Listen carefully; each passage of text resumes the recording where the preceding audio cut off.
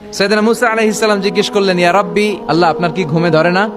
আল্লাহ বললেন, কোনো কথা বলা যাবে না, দুইটা গ্লাসের ভেতরে পানি নাও, পানি ভর্তি গ্লাস নিয়ে তুর পাহাড়ের উপরে দাঁড়াও। সাইয়েদনা মুসা আলাইহিস সালাম দাঁড়ালেন। আল্লাহরে আবার জিজ্ঞেস করলেন, আল্লাহ আমি জিজ্ঞেস করলাম কি আর আপনি করতে বললেন কি?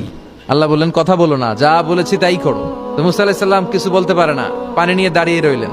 মুসা আলাইহিস সালামকে আল্লাহ বললেন, তুমি দাঁড়িয়ে থাকো আর ঘুম রে, বললেন ঘুম তুই মুসারে ধর।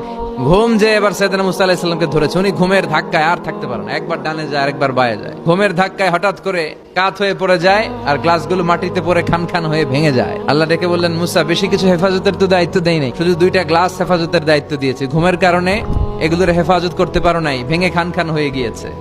আমি যদি তোমাদের মতো ঘুমিয়ে যেতাম তাহলে পৃথিবীর সাথে সূর্য লেগে, সূর্যের সাথে চন্দ্র লেগে গোটা মহাবিশ্বটা এভাবে গ্লাসের টুকরার মতো খান খান হয়ে যেত রে মুসা। এজন্য লা তাখুযুহু সিনাতু ওয়ালা নাওম, আমার ঘুমেও ধরে না, ঘুমের আগে যে তন্দ্রা আসে ওইটাও ধরে না।